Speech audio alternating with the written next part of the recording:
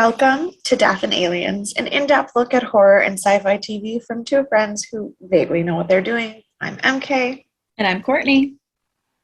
and it's been I feel like a month since we recorded, but really, Truly. it's really been like 2 or 3 weeks since we recorded anything. Yeah.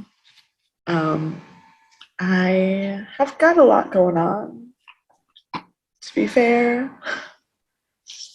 Unfortunately, my grandfather did pass away on Mother's Day. And the hits keep coming. Because as we were getting ready to record this, I found out that one of my former coworkers, who was a special needs adult who I worked with, passed away yesterday as well.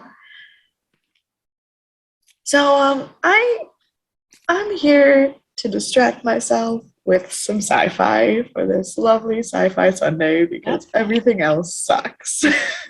I offered to take a hiatus, and MK was like, no, I need this more than I need other things. And I was like, excellent. Let's be there for the people then. Yes, because I would rather talk to you guys about sci-fi than sit in my feelings. I'm also sorry if my sound just changed because I just plugged in my microphone. It wasn't plugged in before. It wasn't plugged in before. So, all right. So I think we're good now, though, with that. Yeah, I'm glad you're here. I love you. You look gorgeous. Thanks. It's amazing, honestly, because I've cried so much since I did my makeup that the fact that I still look this good is impressive. Pretty good makeup. It's a pretty good makeup. But so how are you? Let's not focus on the sad. I am a person. Yeah, that's kind okay. of. That is how I am. I'm trying to remember. So much has happened. So much in my life has happened. I've seen 3 Broadway shows, or I've seen 3 shows this week.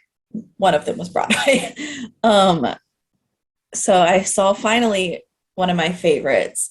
I saw La Boheme on Monday, and I love La Boheme, and I've never been able to see it performed. So I saw it at Met Opera House, and it was so good and so sad, obviously. But the set design, incredible. Fantastic. Amazing. And then one of the partners at the bar I work at had extra tickets to a show on Wednesday night. So we didn't record on Wednesday night because I called MK very last minute. And I was like, oh my God, I have tickets to a show. Can I go? And she was like, yeah, no problem. And so I went and saw Ryan Adams at the Beacon on Wednesday, which was absolutely incredible. I've loved his music for ages because he's been performing 30 years-ish. And then I was talking to my coworker about it on Thursday and remembered that he's a terrible human.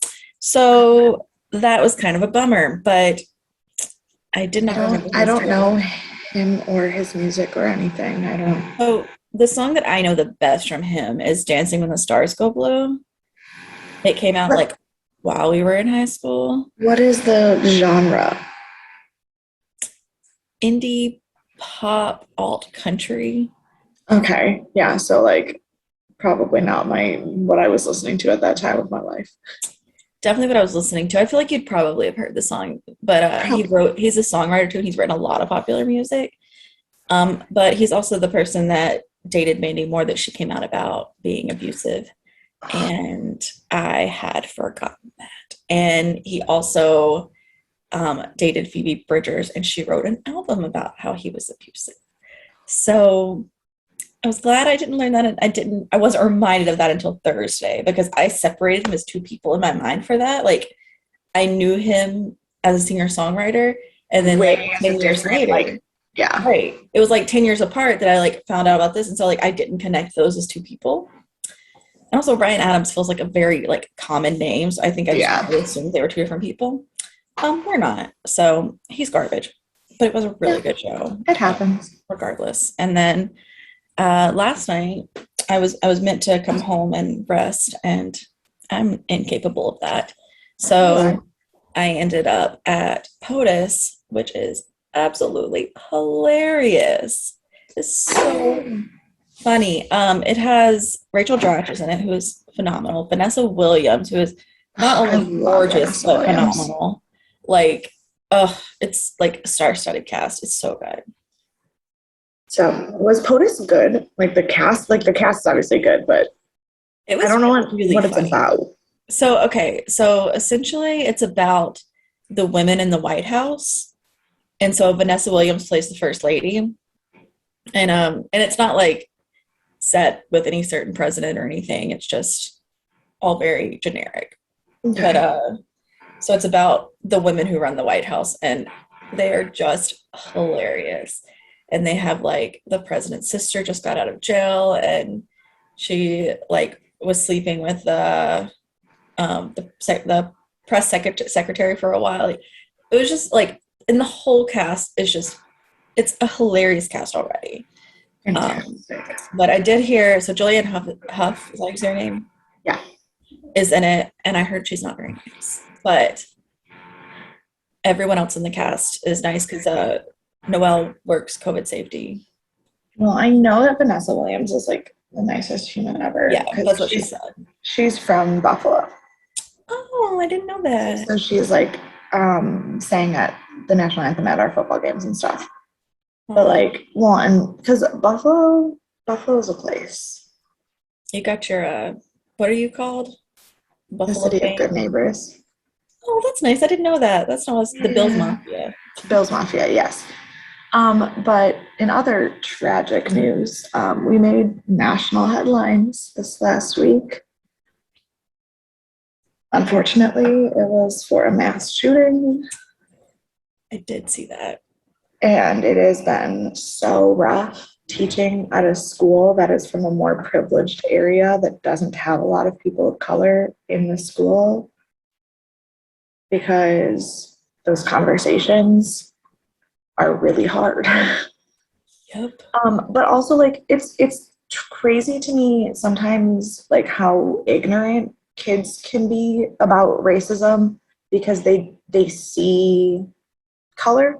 Like, as much as people want to call everybody colorblind, they see color. And if you are a person of color that is white passing, people will like say things that they don't even realize how racist they are. Yeah. Like, one of my classes has 9 kids in it.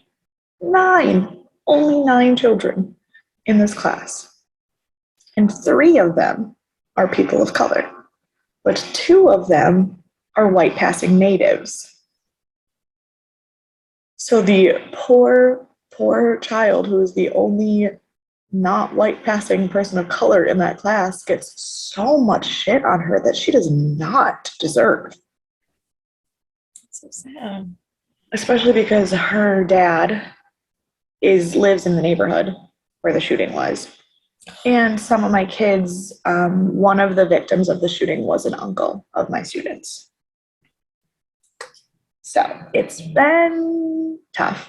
But the reason talking about Vanessa Williams brought that up was because the support that like the people of Buffalo and the people of like our sports teams and like is just like, Mike Myers wore a Sabres jersey on the late show, like the late night show this week, and was like just gonna give the people of Buffalo, because he's Canadian, and he was like just giving people of Buffalo support right now because they need it. The entirety of players, staff, management, everybody on the Bills, the Bandits, which is the lacrosse team I'm obsessed with, and the Sabres all went there. The president was here this week. It's been some time. I've been going through it. And that's not to say that like I'm going through stuff with the shooting, because I feel like that's not my place to say that. Right. But teaching kids who have been affected is its own kind of effect. But I mean, because my student whose uncle it was, the first thing he said to me Monday morning was, do we have any black the first thing he said to me Monday morning was, do we have any black teachers? Who said this? The kid whose uncle Oh, passed away, the first thing he said to me Monday morning was, "Do we have any Black teachers?" We have one who is mixed, and our whole after school staff is Black. But we're a small school. We got like 16 teachers in the whole school. So life, man. Life. so tell me a good thing that's happened this week or a good thing you thought about that you're excited about. Well, the last 2 weeks were also our school fundraiser, which is like it's called Apex. It's like a leadership thing where the kids. Going? What? Is it still going? No, it ended yesterday. I meant to donate. I forgot. I'm sorry. It's okay. So like the kids raised money and like the money went like toward per fitness move. And so then there was like a giant fitness dance party like at the end of the whole thing. And it was basically a rave. If if you were friends with me on Snapchat, you saw that literally we just had a rave for the kids and the teachers. We were like having way more fun. I was like freaking out and dancing doing the Carlton, and one of the kids goes, Miss Lodick, what exactly is in that coffee? And I was like, just enjoy yourselves. It doesn't matter. But my class raised almost $2,000, just my class. And the school did reach its goal. We raised $30,000 for the school. That's amazing. So it was good. It was good. And then the Right. principal stood on the roof and sprayed all the kids with a hose. It was great. I love it. Yeah. So that was my good. My good. We had slime parties and a rave and squirted water off the roof of the school, and it was Yes, all a normal. welcome distraction for life this week. Well, our what is this called? Another Spiritual. another distraction Yes. from our life this week is Stargate. Wait, before we get to Wait. Stargate, we have to talk about our spiritual AF Oh, card. my Inspiration. I don't spiritual remember. AF card. Yes. What do we need to live by today? Love, like people aren't assholes. And it is spot on. Unfortunately, I do that every day, and it just gets me hurt. Like this is your motivation to keep going. You're doing Yes. great. We're doing great. But Stargate is also Yes. great, and actually genuinely was great this time. Yes. It is season 1, episode 10, The Torment of Tantalus. Now, before we go any further, did you know before watching it what Tantalus was? Not a clue. I thought it was a spider, No. like tarantula. Yes, no. Tantalus is a Greek myth that is the origin of the word tantalize, because it is a myth of a demigod who was able to live at Mount Olympus, but everything on Mount Olympus was just out of reach. So he could see all the food and drinks of the gods and never get it. That is so sad. I mean, he did something fucked up, and is why they did that. But like, also the Greek gods were just kind of assholes. So like, I mean, facts. It came out on. Oh wait, no, it was rated 8.2 stars, which is the new highest for this show. Which is It's fair. our highest rated episode. It came out on October 3rd, 1997. It was October 3rd. It's October 3rd. It wasn't a Wednesday though. It was a Thursday. Ugh. I know. And Mean Girls wasn't out yet. True. Also true. It was the number one song was Still Honey by Mariah Carey. And the top movie was a movie called The Peacemaker. I've heard of it. I have not. Haven't seen it. I did want to watch it. Well, I haven't seen it because it was an action film, and I don't really watch a lot of action films, but it was an action film starring George Clooney and Nicole Kidman. Mm-hmm. And it does have a special denotation that it was the first film ever made by DreamWorks Pictures. not DreamWorks the company, because DreamWorks Animation and DreamWorks Television had already existed, but DreamWorks Pictures was a very, very short-lived department of DreamWorks that only made maybe like 6 films before they just incorporated into something else or were bought off. So it is the first movie made by DreamWorks Pictures. Interesting. Nicole Kidman's our fun fact of the day. The fun fact of that day is something that is probably not nearly as interesting to 98% of the population as it is to me, but you're going to learn a really weird fact about me right now that even you, I don't think, know, Courtney. Ooh.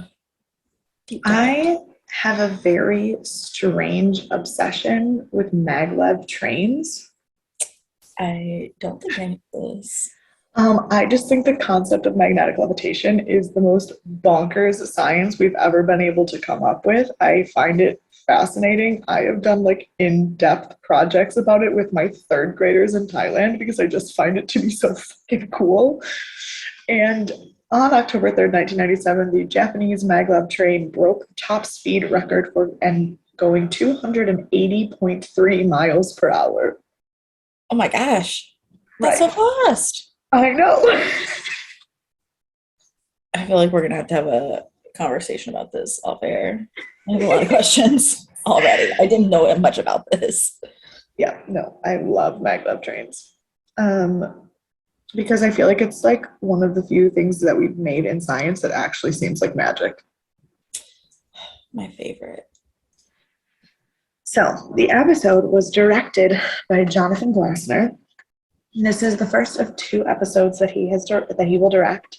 The reason you know his name, I was like, no, I know his name. wait a second, but no, but I know that name. He only directs 2 episodes for the show, but he is the executive producer of the show. Okay. And he developed the original script into a television movie or into a television format. He's basically the reason Stargate SG-1 exists. Oh. And his bio on Clubhouse is clearly something he wrote himself, and I love it because it says TV showrunner, writer, director. Been at it a long time, so won't bore you with my credits, but I'm best known as the co-creator of Stargate SG-1. Ran a lot of sci-fi series, directed a lot of every kind of series, currently running The Outpost on CW. And I was like, you know what? Matter of fact, to the point, I'm obsessed. I like it. Then it was written by Robert C. Cooper, who is a returning writer. He wrote the first Commandment episode, which was the one with Corey's dad from Boy Meets World. Oh, yeah. Mm-hmm. The guest star that I would like to talk about for this episode is Elizabeth Hoffman. She played Dr. Catherine Langford. Now, Dr. Langford is a returning character, but Elizabeth Hoffman is not a returning actress. She did not play her in the movie. Okay, I didn't realize that. Yes, Dr. Catherine Langford is the character from the movie that like originally had the Stargate stuff, and her dad was part of the thing, and we see her in the Egypt desert thing, and she like brings Daniel Jackson onto the project. Gotcha. But the actress from the movie is not the same person. Yes, no, I've never seen this woman on Stargate, but I do believe I've seen her before. She was known for Dante's Peak, The River Wild. She played Susie Kurtz's mom on Sisters. She had like some credits, but truthfully not a ton. And she hasn't appeared in anything since 1998. So this was one of her last credits because she is 95 years old. But God bless her. She's still kicking it. She's still around. Yeah, she should be. Elizabeth Hoffman is her name? Elizabeth Hoffman. Are you sure she's still around? Well, she was 2 weeks ago when I wrote these notes, but like, you know, it wouldn't surprise me if somebody else just kicked it on me. Different Elizabeth Hoffman who was 95. Oh, okay. Yeah, no, she's still 95, living in Oregon. And this one was from New York. That's why it showed up first. Okay. Ooh, Everything's fine. I It's like, don't I was like, panic. could you imagine if I wrote these notes 2 weeks ago and she was still alive and then we recorded this episode and Oh, she wasn't? she wasn't. I would Oh, be devastated. Devastated. that's so sad. I have not seen any of these. Did you see Matlock? Was that one of your shows you watch? I have not watched Matlock yet. It feels like it's Surprising, I know, but yeah. Okay, I haven't seen her on anything. I don't that's know the why I recognized her face. I know, because I felt the exact same way. I recognized her face, and even in the pictures on her IMDb, I was like, I know this lady. Only I really, really don't. Yeah, excellent. So Did you happen to look into the guy who I did not. he The also old looked familiar to me? The old man or the young version of him? The old man. Oh, I looked at him vaguely, but I didn't recognize any of his stuff, even though he looked familiar to me as well. So I just kind of left it. The young one, I did not take notes on, but I have plenty to say about him. I bet you do. It's probably not what you think, truthfully. Really? Okay. You're just full of surprises today. I am. So we start the episode with a bunch of people manually rotating the Stargate and trying to charge it. And I go, this is clearly not current day. It felt like the Twilight Zone. Yeah, it was so weird. I was like, what is happening? I loved it.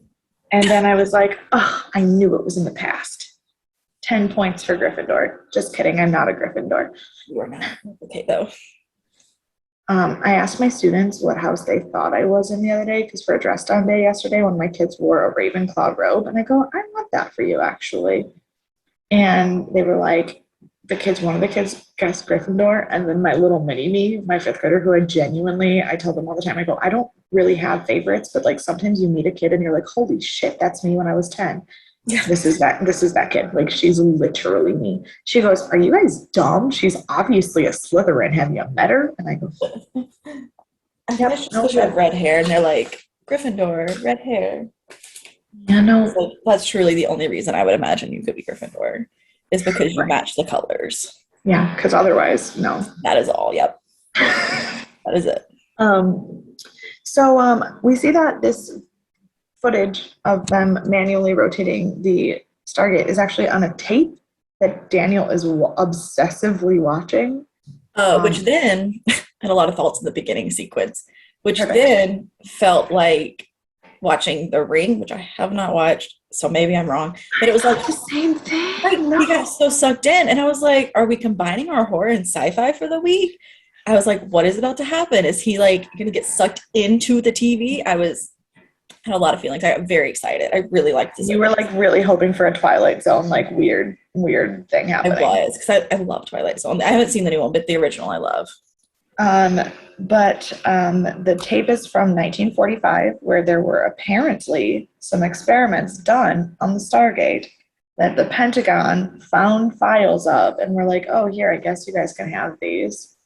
Despite the fact that no one has ever known that there were anything that Stargate was ever touched before it was found in the movie 2 years ago. Right. The movie doesn't exist. We've already talked about this. In my mind, it doesn't exist. But the problem is the movie has to exist for this episode to make sense, because Catherine Langford's attachment to Daniel and Jack doesn't make sense unless the movie exists. Well, I didn't remember that she was from the movie, and I was like, oh, she's just an old colleague, and she had met both of them in the past. Since she's literally the bitch from the movie. Look, I just erased it from my mind. I just want it to be new. I want all of this to not... I'm sorry, but this episode makes the movie canon. Well, that and the pilot. The pilot episode also really makes the movie canon. It doesn't exist without it. Look. So... I see my own rules.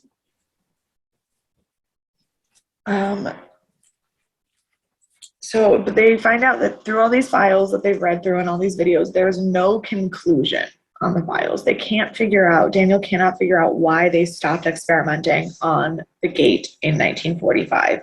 Mm-hmm. And Jack says one of the funniest things that Jack has ever said, which truthfully is saying something, because Jack is really witty. Jack was like, yeah, I'm sure they just lost the files. It's the Pentagon. They've lost entire countries before. Mhm. And I was like, Not wrong. damn, you're not wrong. Like, you're not. Oh, also, I forgot because I wrote these notes like a week ago. Yeah. I forgot. I thought that Catherine was Daniel's mom at first. I'm telling you, I'm so disconnected from the movie. I have no idea.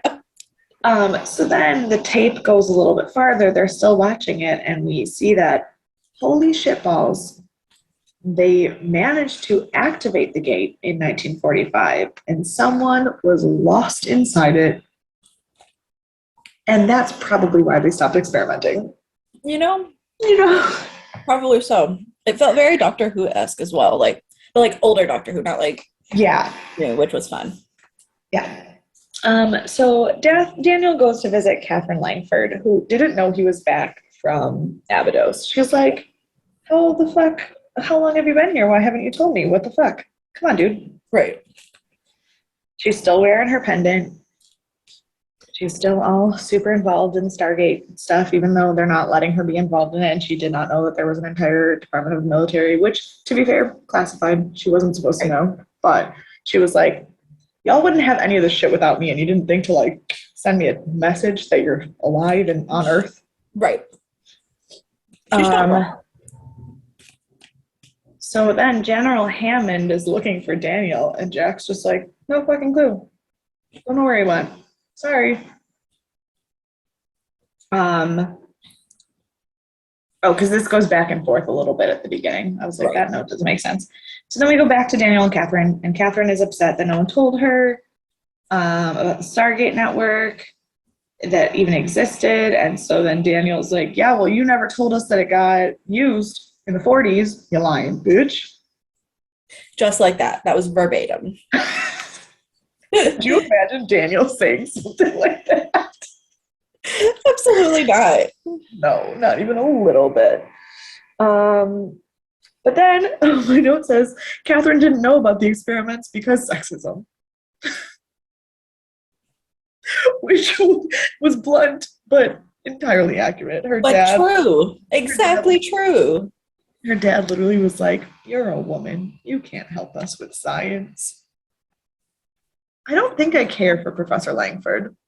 I don't think so either. And I Oh, don't care for the rest of the crew that didn't tell her. They told her that the guy died and he was just on a different planet. Like, well, to be fair, they didn't know that. They didn't understand that. but they didn't even try. They didn't even try. Yeah. So then we get a flashback to Catherine telling us the story of working with her father and young Ernest. What the fuck was his last name? I have no idea. Now, here's the thing. I flipped out when they did the flashback and had to pause it. This is the first time I like paused for a significant amount of time. Because the actor who plays young Ernest, her fiance, who's not really her fiance yet because he never asked her dad about marrying her because he was too busy trying to understand the Stargate and then getting sucked into a different planet, That'll do it. is played by Paul Mcgillian. Excellent. That name probably means nothing to you. It does not. But Paul Mcgillian, this is his first appearance on Stargate. Oh. But he does return. Not to SG-1. But is Ernest? Not as Ernest. Yeah. He plays Dr. Carson Becker, the medical doctor in Stargate Atlantis. So he's like Terry Rothery's character, but in Atlanta, like the redheaded doctor. He's her character, but in Atlantis. So when I saw his face, I paused it and I was like, Dr. Becker, what are you doing here? And then I freaked out. And obviously Atlantis didn't exist yet. It didn't until 2004. But yeah, so I was like, I do not know him. I did not know that. I love the connection though. And I also love I don't know if I've talked about this before. I feel like I have, but this is one of my favorite types of scenes or tropes in a show is going back to like this time set in the 50s. And like, I don't know why. Even like, I know like the one I'm picturing is like when on that 70s show, they brought the cast back to the 50s, but it was still like the same age cast or whatever. And Yes. I always love that. I just find it so charming. And not that I want the world set back in the 50s, but I like to watch it for 20 minutes on a show if it's on, you know. I have thoughts about the world going back to the 50s. I'd be Yeah, into it. yeah, I have thoughts too. And it probably But doesn't, like I don't want kids and they like you to have kids in the 50s when you're a woman. yeah. Well, but like, so Paul Mcgillian has been on, like, he was in 2 episodes of The X-Files and then this in Stargate, SG-1. He was on an episode of Smallville. He was on an episode of the new Twilight Zone. He was on 5 episodes of Sanctuary, an episode of Supernatural, an episode of Fringe, 2 episodes of Once Upon a Time, an episode of Supernatural, and 3 episodes of The Flash. Like, Oh, so I've definitely seen him before then because I've watched Yes. most of The Flash and I've watched all of Once Upon a Time. Yes. But he's Scottish, Oh, and his character in Atlantis is still Scottish. He has his Scottish accent. So I was like, Dr. Becker. And then he started talking, and I go, who are you? hold on. And so I had to start Googling to figure out if he was Canadian and used a fake Scottish accent for Atlantis, or if he was Scottish and used a fake American accent for this show. And I was like, what? But yes, I freaked out a little bit because, like I've said before on the show, I watched SG-1 like as a kid because my parents were watching it because I was so young when it came on. But like, I was 12 when Atlantis premiered, and that's when I like really developed my nerddom. So like, Atlantis is my shit. That is the Stargate universe that I am the most familiar with, that I could tell you everything about. So I saw him and I was like, it's one of my guys. I know him. I love him. Fine. So yes. So yeah, not what you thought I was going to freak out about. But No. I thought you were gonna find him attractive because he I mean, is. I think he's handsome. So But when I tell you that he's like the third most attractive lead in Stargate Atlantis, that probably also explains why at 12 and 13 years old that show had such a big impact on me, because that beautiful man is the third most attractive. but also, isn't that the one Jason Momoa is on? Yes. Okay, so Yes. Jason Momoa is responsible for my sexuality as a Right. whole. right. But then the lead, the Jack-like character on that show, is also fucking hot. And then there's Dr. Becker. So I was just like, But I bet he's no Richard Dean Anderson. I mean, I think Richard Dean Anderson's kind of hot too. I'm not gonna lie. Like, he's kind of hot in that like DILF way, not like a you'd want to marry him, but like, he's kind of hot. And Daniel and Teal'c are not unattractive either. Maybe my type is just weird men in sci-fi. Maybe that's my I actual. think so. I think so. That's okay. That's a type to have. That is a type. There's to plenty have. of them. That's true. So Very, very true. So, where was I? Oh, I at Dr. Harrison Becker. Okay, so then Catherine had no idea that the gate had ever been turned on because she thought her father's notes were all of the information on the project. She thought that what she had was it, and that the Pentagon had nothing left.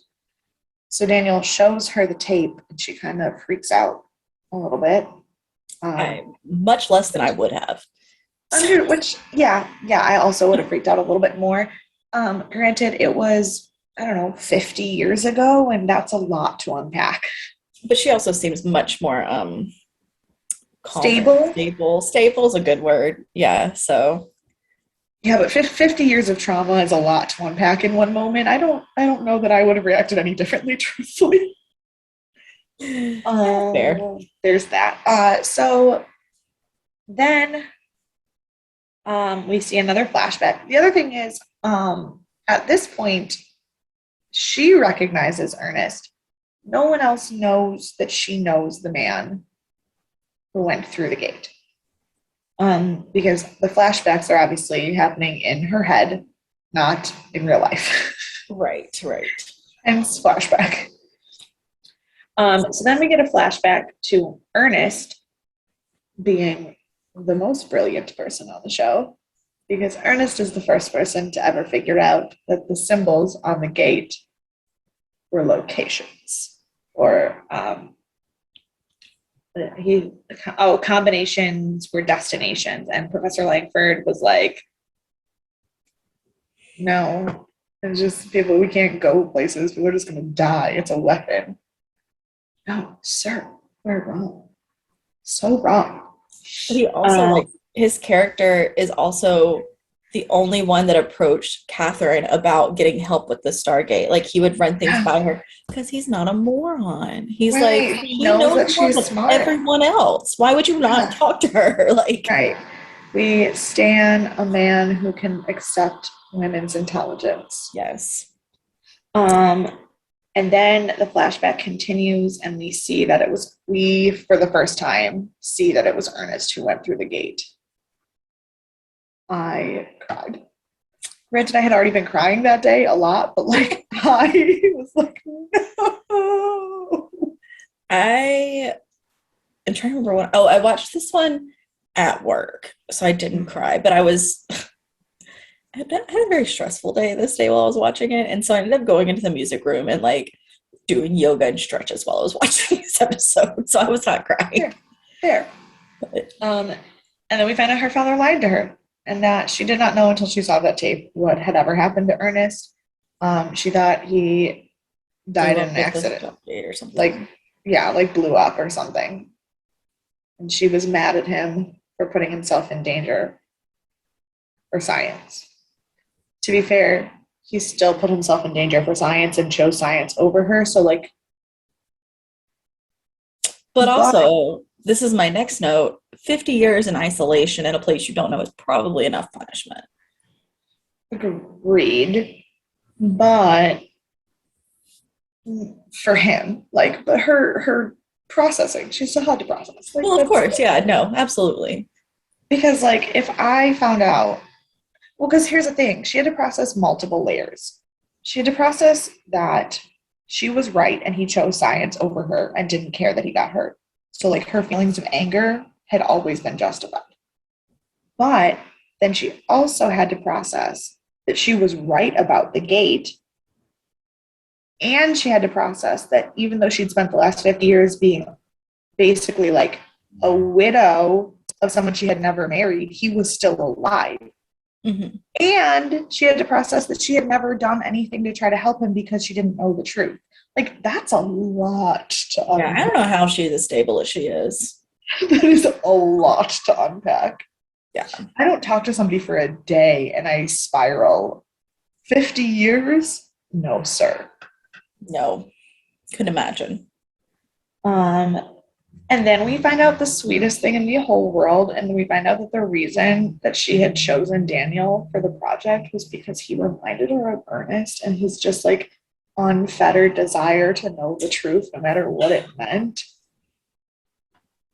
Yeah. Please excuse me if I just start sobbing again during this episode. I do have a complaint about Daniel this episode, starting in this section. Okay. So yes, he was chosen because he has this like desire to just find out everything. Follow, great. But then we're going through the Stargate to find someone else's fiance, and we're not even looking for his wife. And I don't understand where his disconnect is. Yeah, there's that. My complaints with Daniel are much bigger than that. Because my complaints with Daniel are like, my dude, you are looking at what has become of Ernest, and you don't give a fuck because you might find out information. So you're literally going to repeat his mistakes, despite watching what happens to him when he does that. Yep. Like, it's one thing to repeat the mistakes of someone that you don't know the consequences, but when you're staring the consequences in the face and choosing them anyway, what the fuck? I know, this makes me wonder, obviously there's 1,000 more episodes left, but this makes me wonder if it's kind of a setup for him to fail in the end. I feel like there's going to be a happy ever after, even though I know it's sci-fi. But like I could see this being like a setup for his personality being like, this is who you could become. And then he's acting this way already. So it is, who he could become. It's definitely something to look at.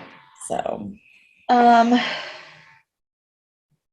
then we find out that because Daniel is Daniel, and as much as we hate his flaws as in terms of his dealing with other humans, Daniel is still Daniel. And so, of fucking course, he was able to zoom in the video and to figure out the dial locations and know exactly where to go.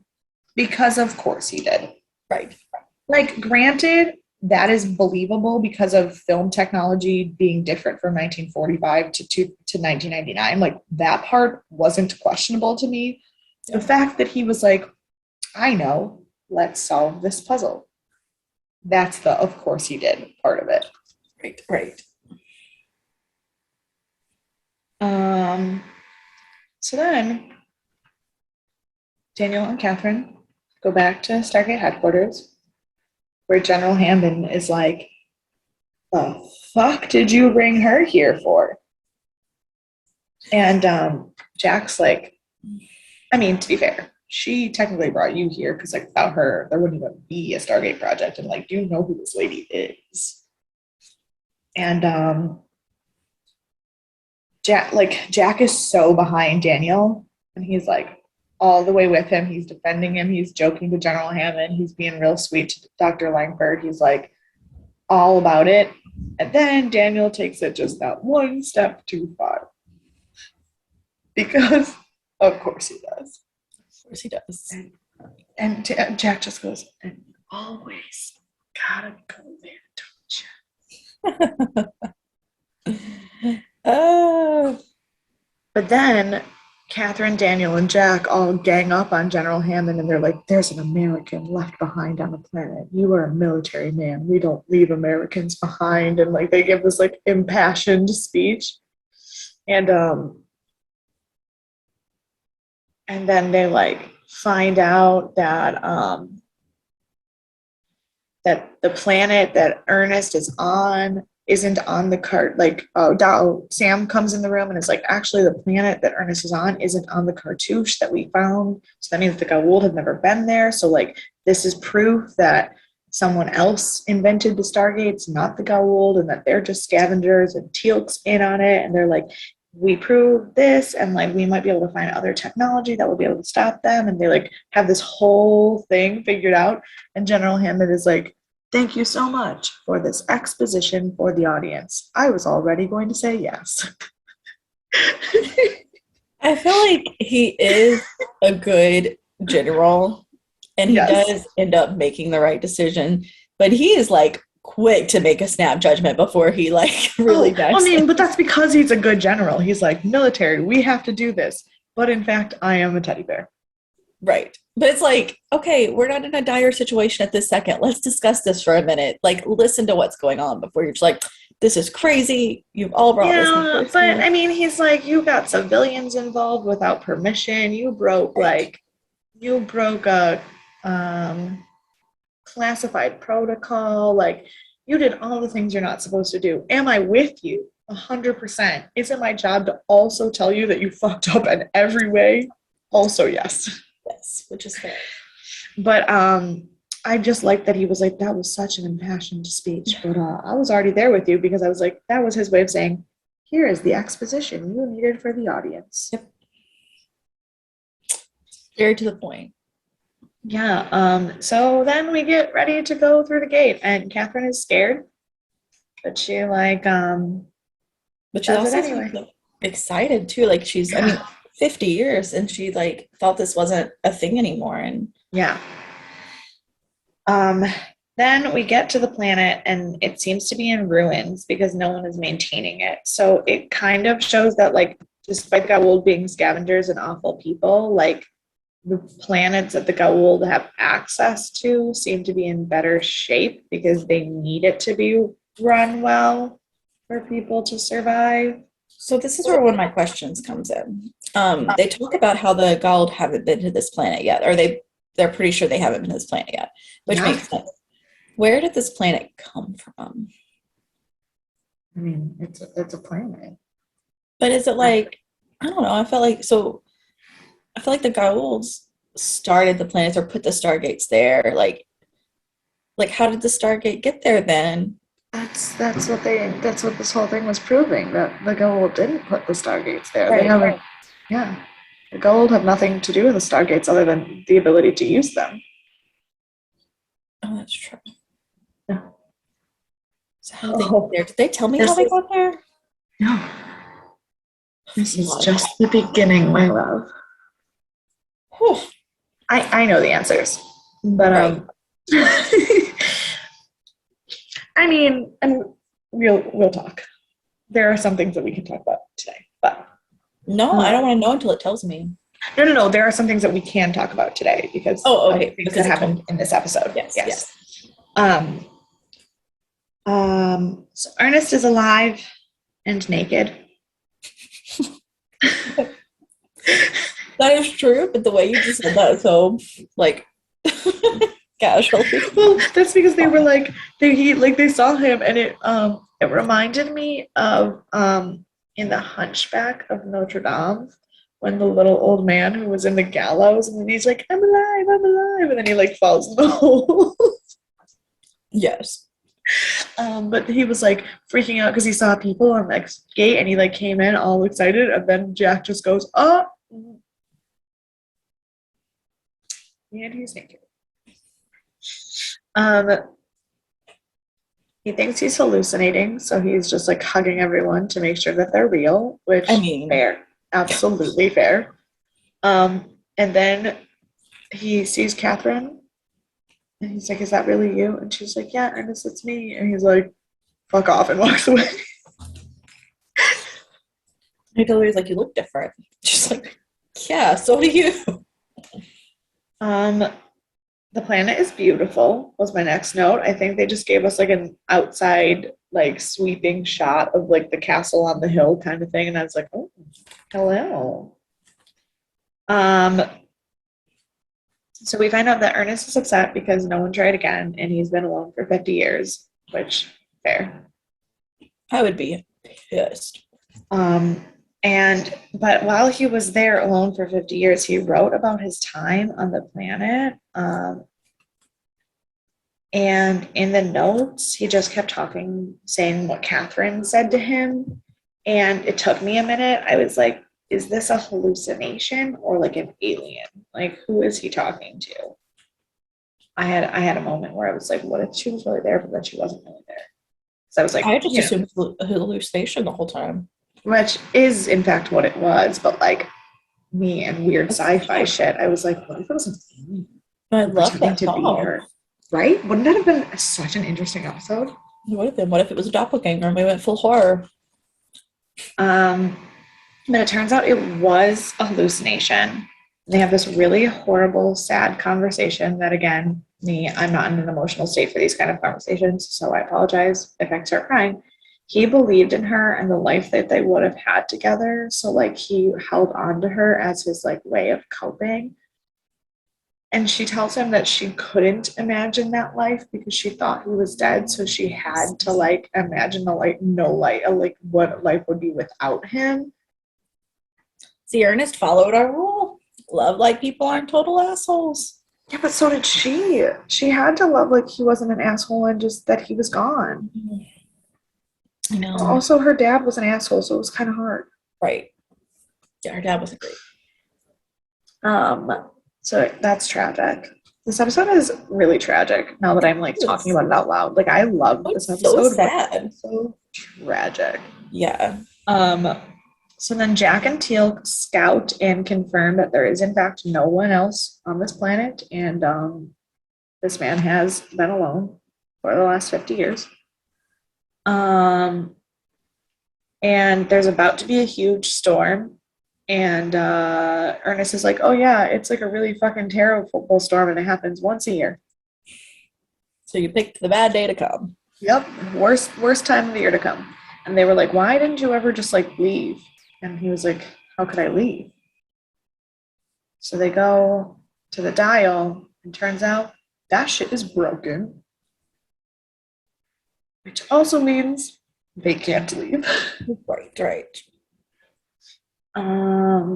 And since they're stuck there, Ernest is like, while you got some time, let me show you everything here. And then they go to this room. This beautiful, beautiful room. And it is like the UN meeting hall for 4 different alien races to meet and share information. And there's like creeds written on the wall in the languages of 4 different races. None of which are the Gaul, correct? Correct. Which means there's 4 other alien races we don't know about yet.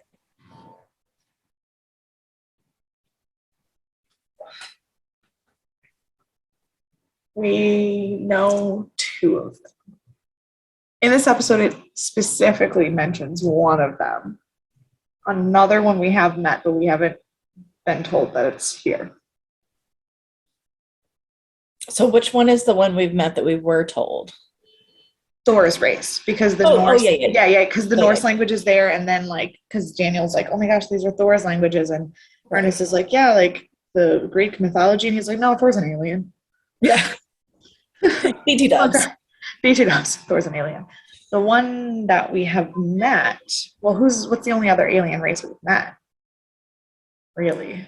You're asking me a question I'm not prepared for. We've only really met one other alien race. The Nox? Are they an alien? Yes. Okay. The Nox. Yes. So I have this is the beginning of this episode is the first episode that really like plants the seeds for like what this show is. That's what I was going to say. This is the first episode that like really feels like it's bringing the show together. It's not just another episode about another planet. And so I'm very excited about that.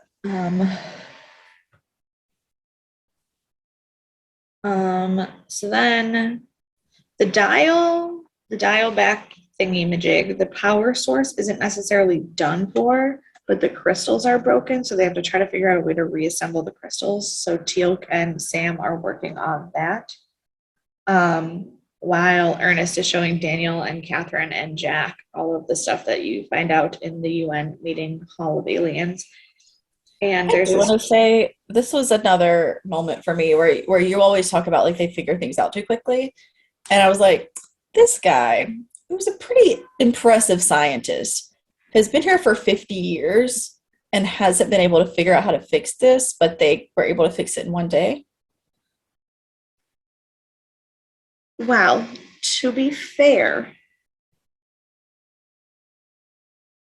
it does make sense if you think about the fact that where we as a species on planet Earth were in terms of scientific understanding in 1945 versus 1995.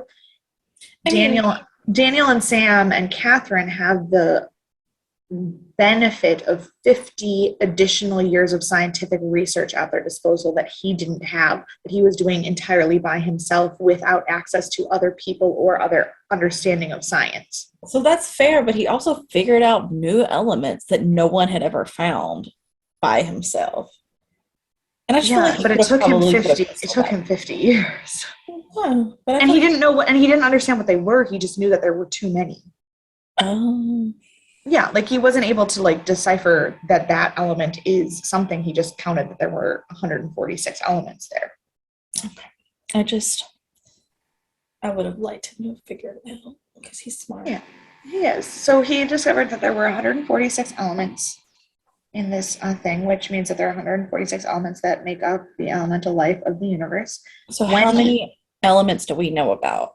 When Ernest left Earth in 1945, there were 90 elements on the periodic table. When this episode was written in 1997, there were 111 elements on the periodic table. And today, in 2022, there are 118 elements on the periodic table. We still don't know about all of them. We're still short. that's one of those things where sci-fi sets you up for unrealistic expectations because I don't actually think that there are going to be another 20 elements in the universe. But like maybe. You never know. That's true.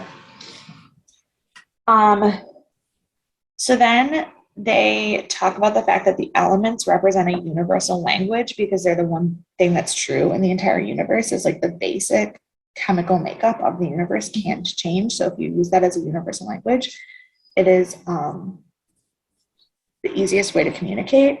And I found it really, really fascinating because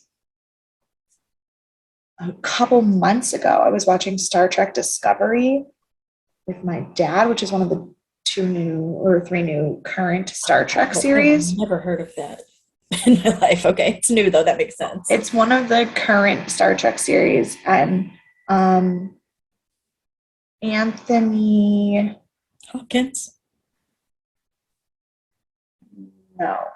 Rapp from Rent is in it. You told me about this. Yes, because I went to the panel before the show came out, but I was watching a current, like one of the newer episodes of the show, like this current season of the show, and they were doing this thing where they were communicating with another alien species that didn't have the universal communicator by like using math and science to translate the language. And when I was watching this episode, I go, holy shit, like that was just on Star Trek this year. So like the concept came from Stargate, whether they realized that or not. Everything comes back to Laboin. I love it. So Daniel is in geek heaven, and Jack is being pragmatic, which is basically the entire premise of the show. To be fair, 0% surprised. Then we see that Sam is working on the power when a chunk of the ceiling falls down and just knocks everything out, and the Stargate dial back thing falls straight into the ocean. Because why not?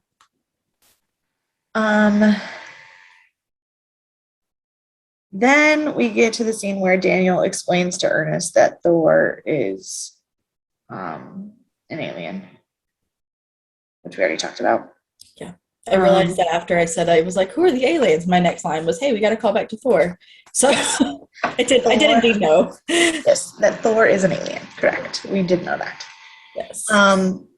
Then they need to find an energy source. So they're kind of trying to figure that out. And then Sam is like, what about like the thing that y'all are looking at right now that has energy in it? And I wrote, poor Daniel just keeps getting screwed. Oh, I put the same thing. I was like, I get the push for Daniel, but I don't blame him because he does just keep losing all of the answers he's finding. Right. Like he lost Shara. Then he had to destroy the only thing that they have found that could bring Shara back in order to save Teal. And now he's going to have to destroy all of the information he could possibly have about ancient aliens in order to get Ernest back to Earth. Like, Daniel's like, fuck everybody. Why am I always the one who has to lose? Truly, every time. So they decide that they're going to take apart the magical pedestal to get the gate working. But Teal'c's staff does absolutely nothing to the pedestal. Like, doesn't even crack the outside, let alone get to the power source. And they're like, oh, okay. And Daniel's like, ha ha ha, sucks to suck. I'm going to keep taking notes. And then MacGyver 2.0, which is what I call Jack anytime he's the one who comes up with a science thing because he doesn't know anything about science. Yeah. MacGyver 2.0 is like, listen, I'm no Ben Franklin, but what if we use the lightning from the storm as electricity? Oh, it made me laugh. And the 5 scientists in the room are like, we didn't think of that. He's like, isn't this the whole thing Ben Franklin did?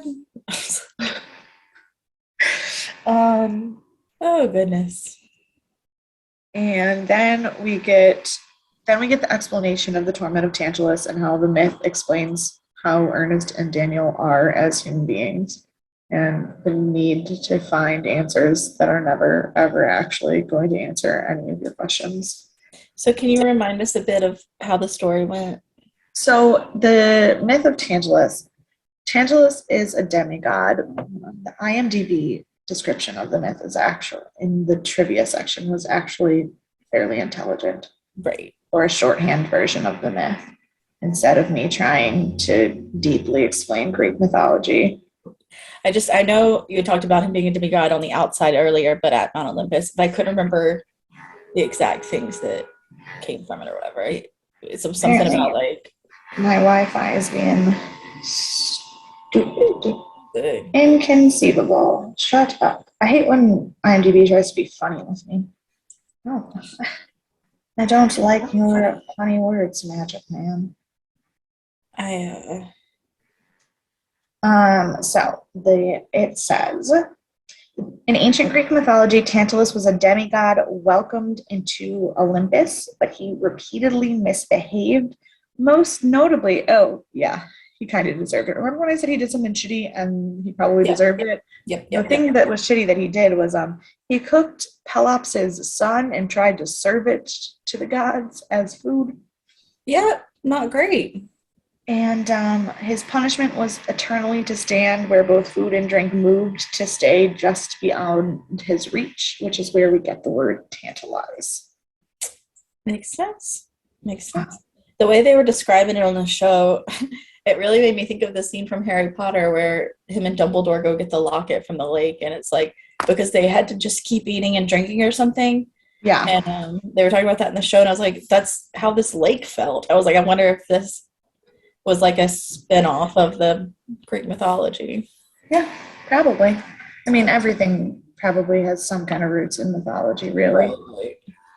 Right. So they're like trying to escape and get everything ready with the gate and the lightning. And Daniel's like, I'm going to stay here and get as much information as I possibly can. And Ernest is like, bro, do not do this. You will regret it. Look at me. Yeah. So he's like, no, I'm staying. So Ernest is like, well, fuck off. I'm leaving. And Jack is like, the fuck you are staying. And he forcibly removes Daniel. Right. As he should have. Then the lightning works and they finally get the gate open and they're going through and everything's fine except for then, because it's a storm, a beam falls on Jack and Daniel and they're like trapped. And I was like, no. They made it at the very last second because of course they do, because the show is about them. And even if something were to happen to them in the future, it is midway through season 1. They're fine. Right. They attempt to dial the gate again just to check, and the 7th chevron won't engage, which means the gate has officially collapsed into the ocean. And the episode ends with Catherine finally giving Ernest a hug. And it's beautiful and tragic and sad.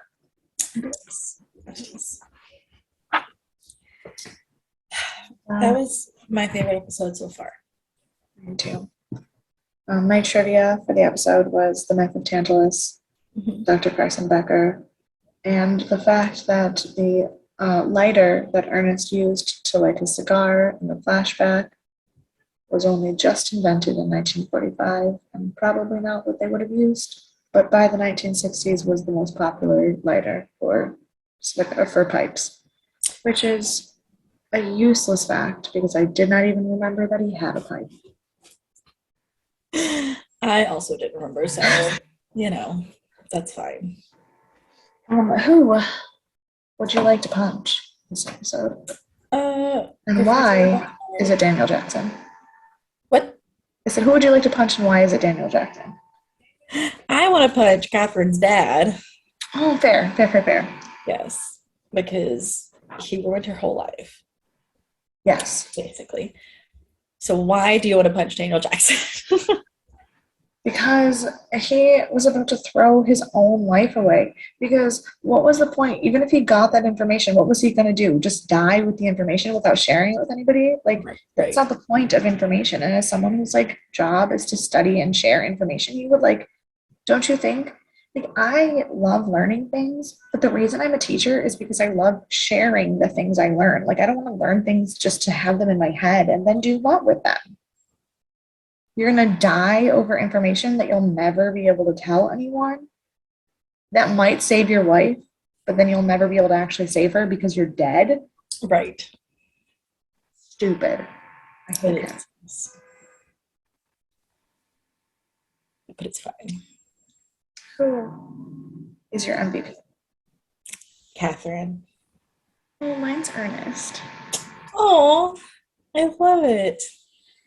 I thought about picking Ernest, but I was like, "Ugh, I just feel so bad for Catherine, and she just held it together so well. And See, and I feel bad for Ernest because I mean he spent those 50 years doing the most he possibly could and creating a life that would be sustaining because what else was he going to do alone for 50 years? Like I would have unalived myself well before that.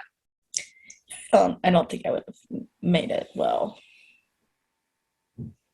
Like not that I'm pro killing yourself by any means, but 50 years of no interaction with any other living being, like And no hope, like, oof, and no even idea of how to find a way to find hope, I would not have made it.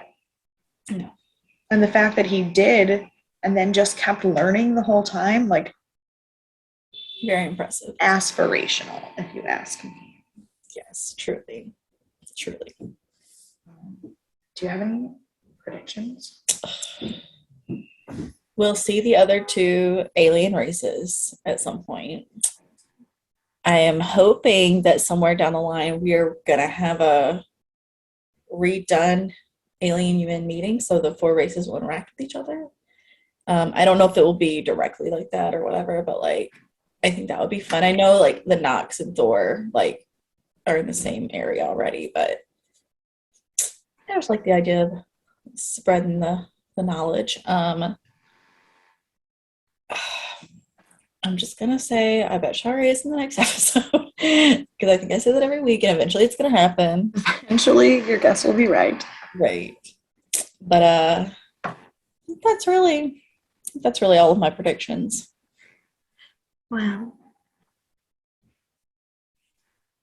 I think that those are pretty good predictions. I mean, Thank you. probably based on the fact that we got 10 episodes before we even had like an inkling of an idea of where the Stargates came from, but we still don't actually have any idea of where the Stargates came from. It might be a while.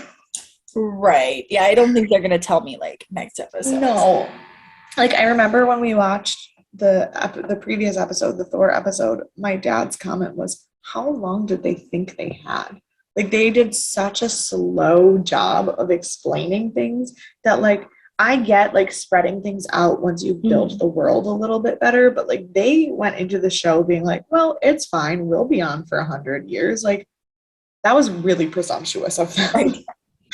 And they were correct, but But what would have happened if they weren't? right, if they had been canceled, nothing. The show This would would have have been like the movie. if the show had been canceled after one season, I don't think that sci-fi the way it is today would exist. Yeah. Because I feel like Stargate had such a huge influence on the early 2000s and the re-renaissance of sci-fi that like if the show had been canceled without answering questions, sci-fi TV today would not exist the way it is. And that is a very bold statement that I just made. But I think I stand by it. It's not a terrible one to stand by, I don't think. Well, if you have a counter argument to my bold claims about the weight of Stargate in the sci-fi universe, or any predictions or thoughts or other Greek myths that you think Courtney and I would feel anything about, I feel things about all of them, so any that you know. Yeah. You can share them with us at deathandaliens@gmail.com or at deathandaliens on all of the social media. You can also follow me at EMKAY_superstar on literally everything. And you can follow me at CECloud13 And and we'll be back for Thriller Thursday with a big this announcement. one finale of Bates Motel. It's going to be a good one. It is going to be a good one. Bye, friends.